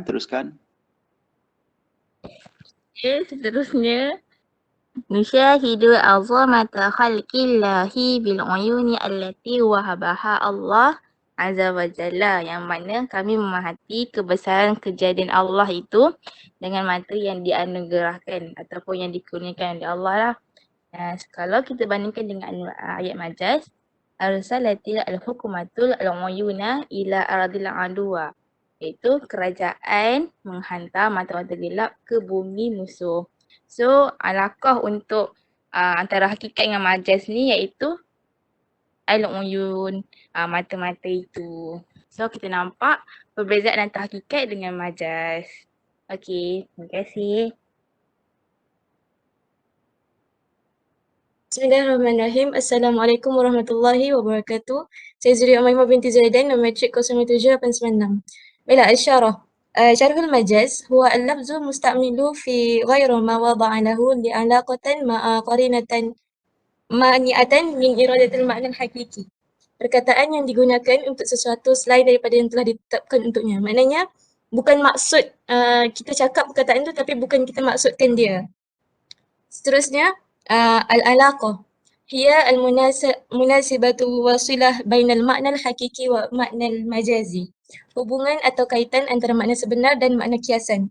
Contohnya macam kalau kita cakap ra'aitul asadu fil faus, mestilah kita maksudkan orang garang tu dalam kelas. Maknanya singa tu dia punya kaitan dengan mesti sinonim dengan garang. Kita tak boleh cakap yang ra'aitul asadu fil faus, tapi kita maksudkan orang yang lembab tu dalam kelas. Sebab singa dia tak akan pernah sinonim dengan lembab. Sebab singa kan dia tak lembab kan. Okey, lepas tu seterusnya al-qarinah. Ia al-mani'ah min iradatul makna al-hakiki. Anggapan yang menghalang kehendak makna yang sebenar.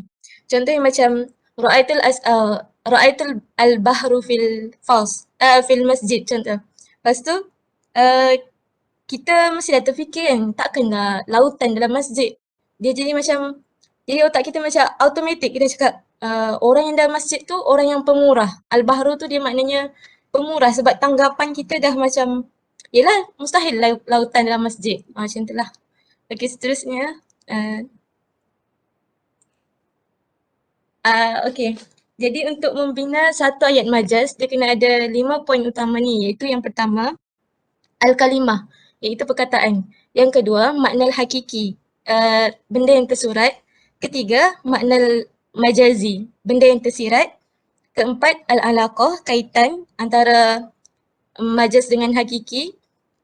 Dan yang kelima, al-qarinah, iaitu tanggapan.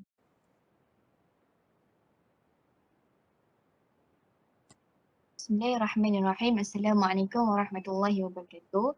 Nama diberi Nurul Izzah binti Muhammad Izzuan, nombor metrik 058590. Diteruskan kepada Anwa'ul Majaz. Al-Qismu al-awwal adalah contoh berkaitan majaz lughawi. Contoh yang pertama adalah ta'adda liyas sahabu wa qad qafilna fa qultu lahu inna ma'iyas sahab. Al-jumlah inna ma'iyas sahab tadullu bi anna sahabu huna laysat sahaban hakikat bal majaziyah wa la tasta'tamilu fi wudi' al-asli al-qarinah ma'iyah wa hiya tushiru ila rujul juwadil karim. Okey, perkataan awan dalam ayat ni menunjukkan bahawa awan di sini bukanlah awan yang sebenar tetapi ia adalah kiasan, dan awan di sini tidak digunakan dalam kedudukan asal. Perkataan majaz dekat sini adalah as-sahaba, iaitu awan. Maksud secara tersirat adalah orang yang bermurah hati. Kalau secara hakikat kita terjemah ayat ni adalah sesungguhnya awan bersama saya. Tetapi maksud hakikat dia adalah, maksud yang nak disampaikan adalah sesungguhnya orang yang murah hati bersamanya terpuji. Contoh yang kedua. Sekejap. Saya tambah ya, saya tambah. Ada beberapa perkataan kita kena faham bila bercakap tentang majaz dan juga hakikah, iaitu kalimah qarinah. Qarinah ni maknanya hint. Qarinah maksudnya petunjuk, hint, petunjuk yang membantu kita untuk membezakan, oh ini makna hakikah, oh ini makna majaz, ini bukan makna asal, oh ini maksud makna kiasan. So ada petunjuk, ada qarinah. Qarinah maknanya dilalah ataupun petunjuk, isyarah, ya. Jadi menunjukkan bukan fi wad'iha al-asli lil kalimah. Laisa fi wad'iha al-asli. Wad'iha al-asli ni, wad'i ni maknanya pengkamusan, makna kamus. Al-makna fil wad'i, makna dari sudut kamus. Wad'iha al-asli maksudnya makna kamus yang sebenar, makna asal. Jadi daripada ayat tadi kan, cuba tengok tu tadi, apa contoh yang pertama? Contoh yang pertama tadi. Contoh pertama, inna ma'i as-sahab. Sesungguhnya bersama saya ada awan. Awan ni dia kata diumpamakan merujuk kepada seorang yang jawadun karimun, seorang yang baiklah. Awan ni dianggap, orang Arab kata kalau awan ni benda baiklah, pasal dia melindung kita daripada terik panas. Jadi perkataan qarinah di mana? Ma'i. Hin mana yang menunjukkan ini bukan makna asal, iaitu qarinah dia ialah petunjuknya ialah kalimah ma'i, bersama saya. Jadi sahab tu kalau yang hakiki di langit sana, tak adalah bersama kita kan. Awak kat mana? Oh, saya di bandar, tapi ada sama saya ni as-sahab. Ada bersama saya ni si awan. Maksud as-sahab itu ialah seorang yang pemurah. Okey, ayat kedua. Teruskan. Okay, contoh yang kedua, ra'aitu badran yadrusu fil fasl.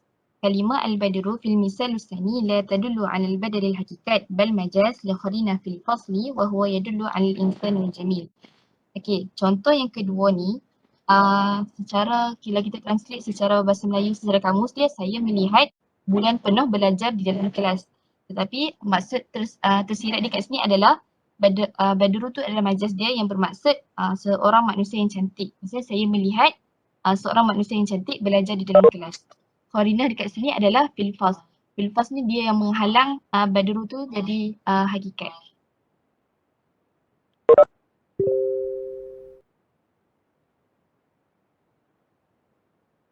Okay, Assalamualaikum warahmatullahi wabarakatuh. Nama saya Nuria Syafika binti Nur Azman, nombor metrik 057787. Saya akan sambungkan contoh yang ketiga. Ra'aitu sa'labu yaghishu fil imtihan. Kalimat al-sa'labu fil misal al-salis la tadullu ala ma'na hakiki bal majaz wa huwa al-makruh wal qada'ah bil qarina fil imtihan. Ayat ni maksud dia saya melihat musang menipu dalam peperiksaan. Kalimah sa'labu tu dia menunjukkan bahawa musang yang periksa, tapi nak kata bukan musang yang periksa dalam dewan tu, maksudnya seseorang yang berbohong dalam peperiksaan tu. Qarinah dia tunjuk pada fil imtihan. Kismusani, seterusnya. Kismusani ni nak terang pasal al-laghwi al-aqli. Qala Allah Ta'ala, a'udzu billahi minasyaitanir rajim, wa qala fir'aunu ya haman sarahan la'alli ablughul asbab. Surah Ghafir ayat 36. Maksud ayat ni, firman Allah dan Fir'aun berkata, wahai Haman, buatkanlah untukku sebuah bangunan yang tinggi agar aku sampai ke pintu-pintu. Fi kalimah al-bana fi misal al-awwal musta'milah al-isti'malan haqiqi walakin Haman laisa huwa alladhi sayabni sarha wa innama sayamuru umlah bidzalik. Ayat ni nak kata yang perkataan al-bina tu dia istilah yang sebenar, tapi bukan Haman yang membina bangunan, tapi orang yang akan Haman arahkan, orang yang selain, bukan orang yang sebaliknya, bukan Haman yang membina. Gitu.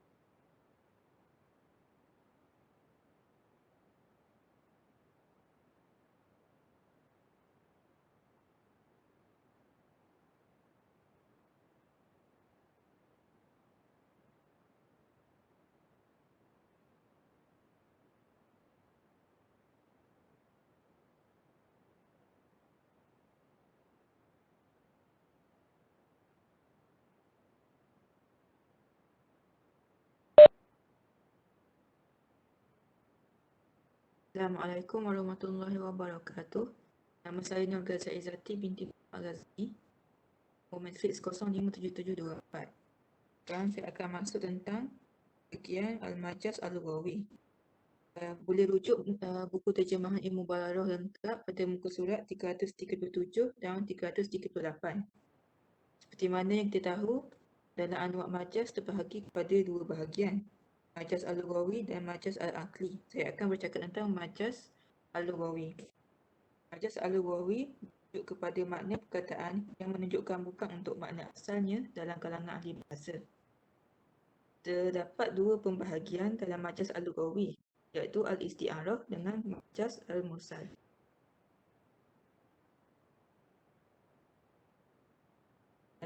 Dalam Al-Isti'arah, isti'arah ialah penggunaan sesuatu perkataan yang tidak mengikut pengertian asal kerana ada hubungan persamaan serta ada petanda yang menghalang daripada menggunakan pengertian asal.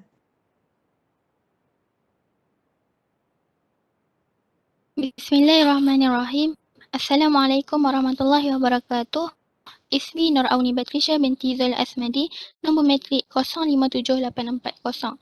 InsyaAllah saya akan membentangkan tentang majaz mursal. Ta'rif majaz mursal huwa kalimatun istu'milat fi ghairi ma'naha al-asli li'alaqah ghairi musyabbahah ma'a qarinah mani'ah min iradatil ma'na al-asli. Maksudnya, pengertian majaz ni perkataan yang bukan menunjukkan maksudnya yang asal dalam pertuturan. Dan dia juga terdapat alaqah, iaitu kaitan antara maksud yang sebenar dengan bukan sebenar. Dan ia juga disertai dengan qarinah, iaitu sesuatu yang menjadi petunjuk bahawa perkataan yang digunakan bukan menunjukkan maksudnya yang sebenar. Dalam majaz mursal, alaqahnya ada 8. Yang pertama, al-kulliyah. Al-kulliyah ialah tasmiyah asy-syai'in bi-ismu kulluhu, yang bermaksud menyebutkan keseluruhan dan yang dimaksudkan adalah sebahagian. Contoh yang diberi, syaribtu ma'a zamzam. Saya minum air zam-zam. Air zam-zam ni dia bermaksud keseluruhan air zam-zam, tetapi dia hanya minum segelas sahaja. Tetapi yang disebutkan keseluruhan. Yang kedua, juz'iyah. Kita boleh lihat perkataan juzuk yang masuk sebahagian. Ianya menyebutkan sebahagian dan yang dimaksudkan keseluruhan.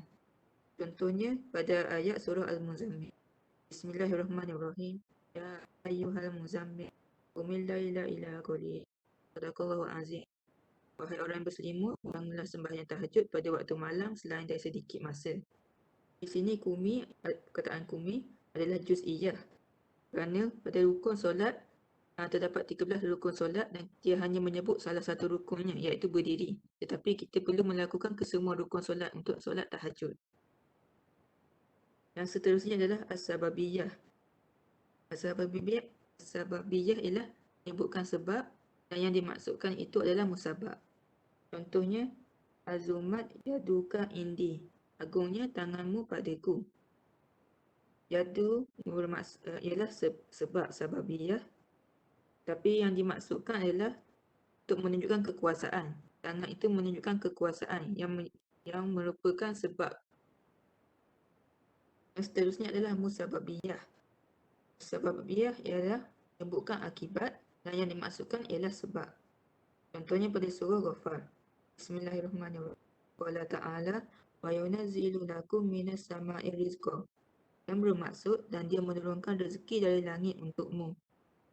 Hubungan antara air dan rezeki ialah rezeki adalah musabab, air hujan adalah sebab.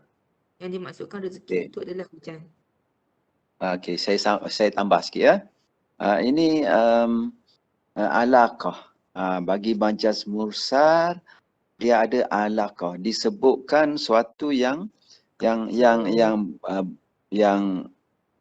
apanya dia majaz. Dia bukan hakikah. Dia ada kiasan di situ, bukan hakikah. Ada alaqah di situ. Kenapa disebutkan yang bukan hakikah? Ada alaqah, hubungan.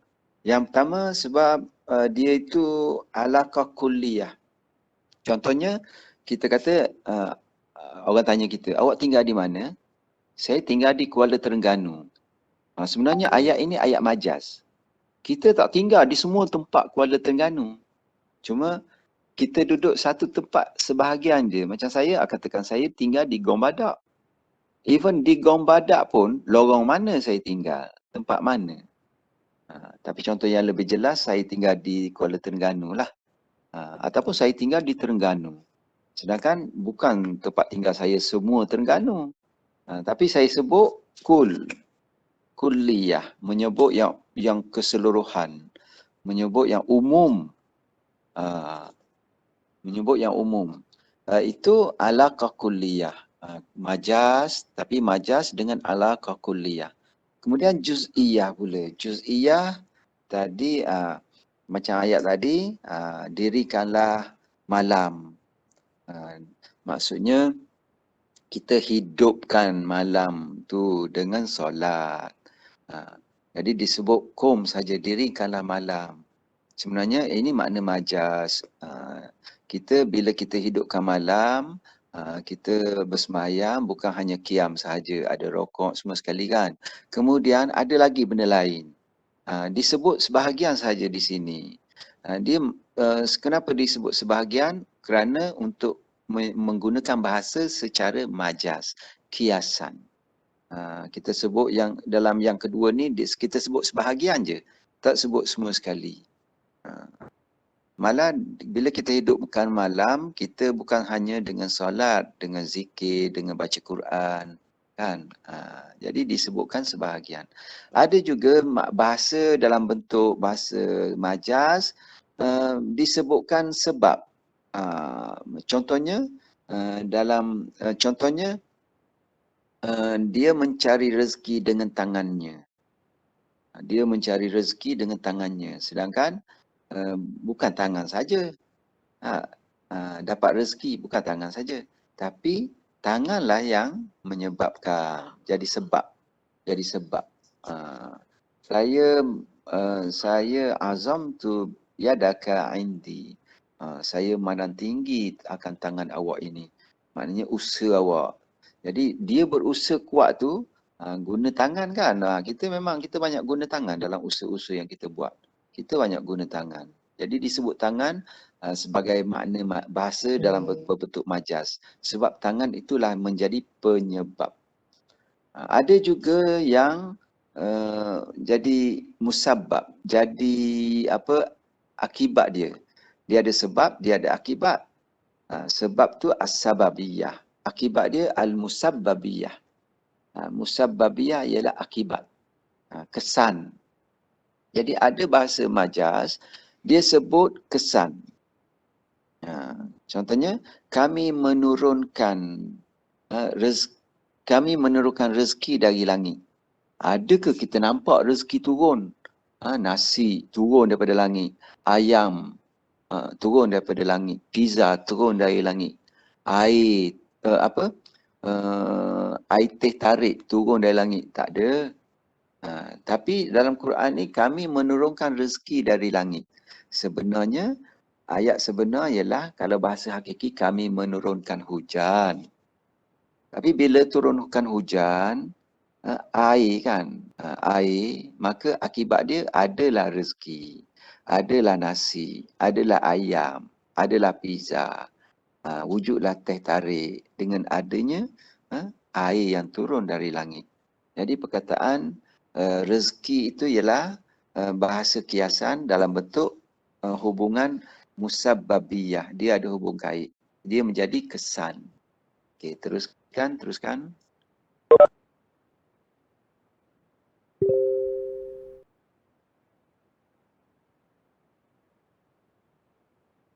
Alaqah yang seterusnya ialah al-mahalliyah. Al-mahalliyah huwa zikrul lafzul mahal wa uridu bihi al-halu fi.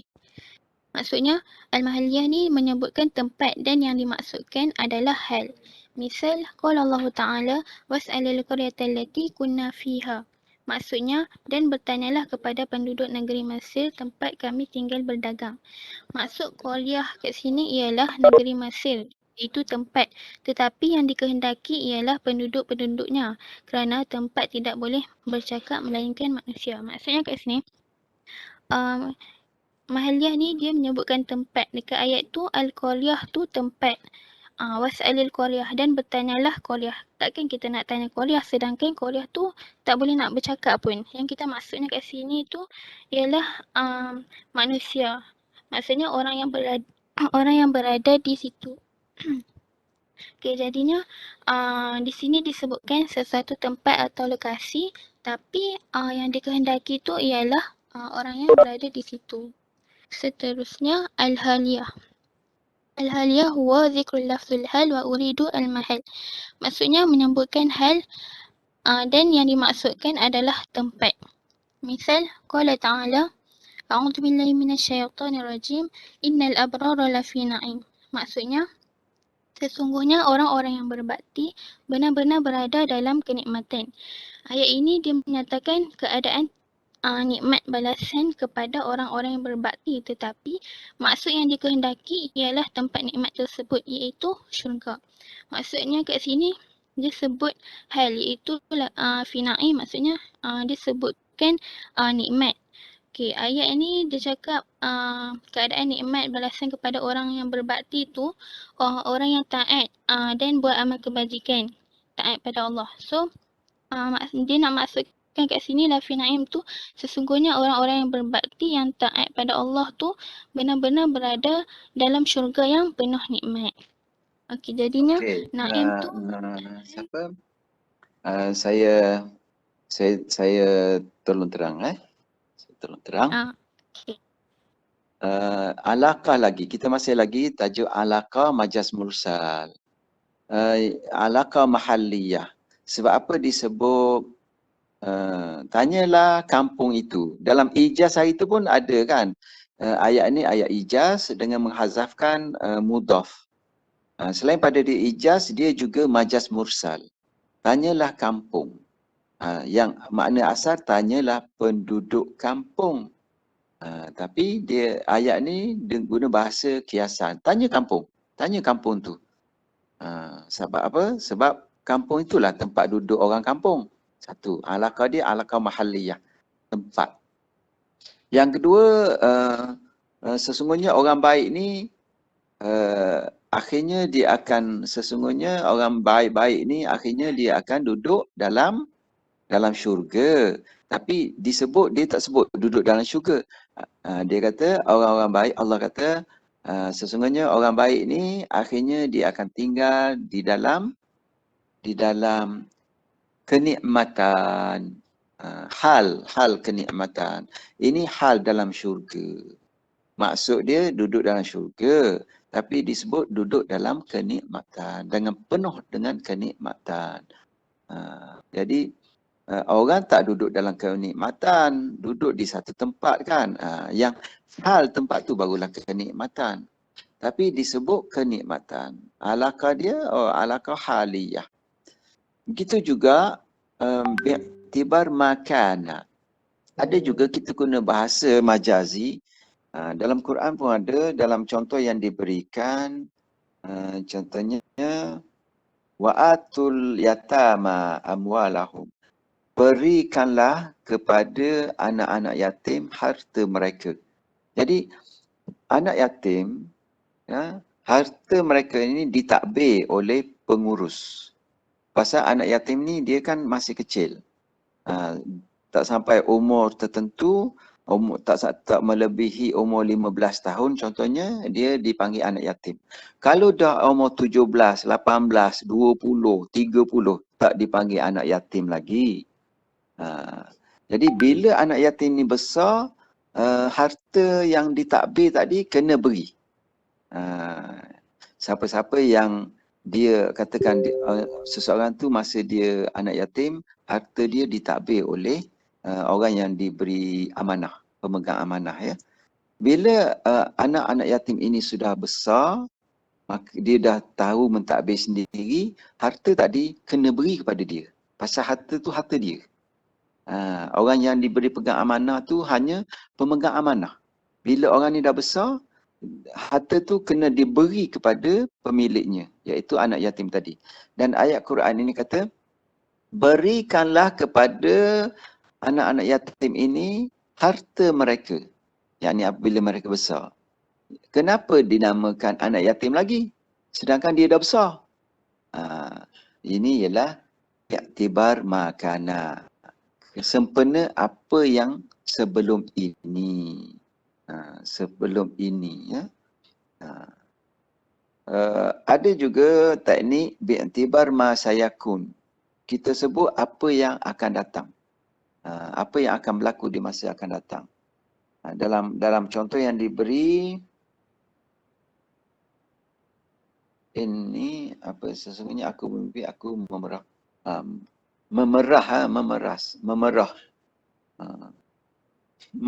arak. Sebenarnya yang diperah tu bukan arak. Yang diperah itu ialah anggur, inab, anggur. Tapi kenapa ayat ini kata memerah arak? Kerana sempena anggur ni akan jadi arak. Kalau makna hakikat aku memerah anggur. Tapi bahasa majazi aku memerah arak. Boleh, ayat ni betul. Kenapa? Bi'tibar ma sayakun. Berdasarkan apa yang akan berlaku. Contohnya, saya bercakap dengan seseorang, dia tu pelajar, contohnya, dia pelajar PhD katakan. Dia tak habis belajar lagi ni. Tapi saya panggil dia, wahai doktor, nama dia Zaid contohnya. Wahai Dr. Zaid, tulis di sini baik-baik. Wahai Dr. Zaid, soalannya dia tu dah dapat PhD. Wahai Dr. Zaid, buat baik-baik, tulis baik-baik tesis ni. Saya boleh kata macam tu, ya. Wahai doktor, tulis baik-baik. Ayat tu tak salah. Ayat ini ialah ayat majazi. Kenapa saya panggil dia doktor? Kerana apa yang akan berlaku di masa depan. Wahai, macam saya cakap dengan awak semua. Wahai orang-orang yang berjaya, tumpukanlah, teruskan usaha dan tumpu dalam pelajaran anda. Wahai orang-orang yang berjaya. Saya kata ke awak semua, wahai orang-orang yang berjaya.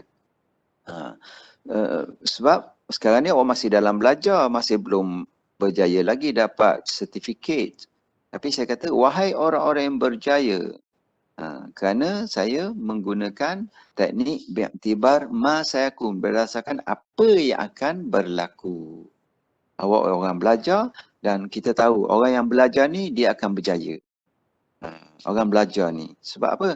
Man aradal dunya fa'alaihi bil ilmi. Man aradal akhirata fa'alaihi bil ilmi. Wa man aradahuma ma'an fa'alaihi bil ilmi. Jadi kita tahu orang yang belajar ni insya-Allah dia akan berjaya di masa akan datang. Sekarang ni belajar lagi. Tapi di masa akan datang berjaya. Berjaya dari sudut apa?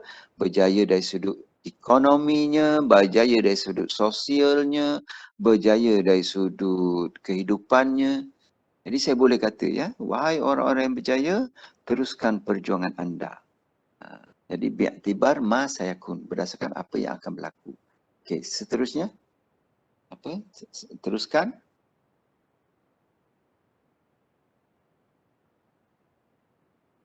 Oh, syukran dah. Habis dah. Itulah, ya, majaz. Jadi dalam tajuk ini kita belajar apa itu hakikah, apa itu majaz. Hakikah ialah bahasa fima wudi'a lahu. Al-kalimah fima wudi'a laha. Iaitu perkataan yang wudi'a, diletakkan dalam kamus. Maksudnya bahasa kamus. Bahasa kamus itu bahasa hakiki. Kerusi, meja, matahari, langit, bulan, bintang, semua lafaz-lafaz yang kita guna, dan lafaz itu lafaz makna asal, maksud asal, bukan maksud kiasan. Majazi ialah maksud kiasan, bukan dalam kamus. Dan majaz kita belajar, majaz ada majaz akli, ada majaz lughawi, dan kita belajar tentang qarina, kita belajar tentang alaqah. Alaqah. Alaqah. Alaqah ada alaqah sababiyah, ada musabbabiyah, alaqah haliyah, alaqah bi'tibar ma sayakun, alaqah bi'tibar ma kana. Maknanya, kenapa guna perkataan ni? Apa kaitan dengan makna? Apa kaitan dia? Dia makna majazi. Tapi kenapa boleh diguna? Sedangkan perkataan lain yang sepatutnya. Tapi boleh guna juga perkataan majaz ini. Kenapa? Apa kaitan? Ada kaitan, sama ada dia kaitan sebab dia itu menjadi tempat, ada kaitan sebab dia menjadi keadaan, ada kaitan sebab dia menjadi sebab, ada kaitan sebab dialah yang menjadi akibat dan sebagainya. Jadi nashkuru ila hadhil majmu'ah, juga pembentangan yang mumtaz, pembentangan yang jelas, pembentangan yang membantu untuk kita fahami. Siapa yang teliti, insya-Allah dia akan faham. Siapa yang tidak teliti, dia akan rugi. Saya harap anda semua sentiasa dalam penelitian, ya, tumpuan yang bagus. So, naktafi ila huna, ila huna yantahi liqa'una insyaallah fi usbu'il qadim sanaltaqi marratan ukhra sanastami' ila taqdim min majmu'ah at-taliyah. Wabillahi taufiq wal hidayah. Assalamualaikum warahmatullahi taala wabarakatuh. Okey, kita jumpa lagi ya.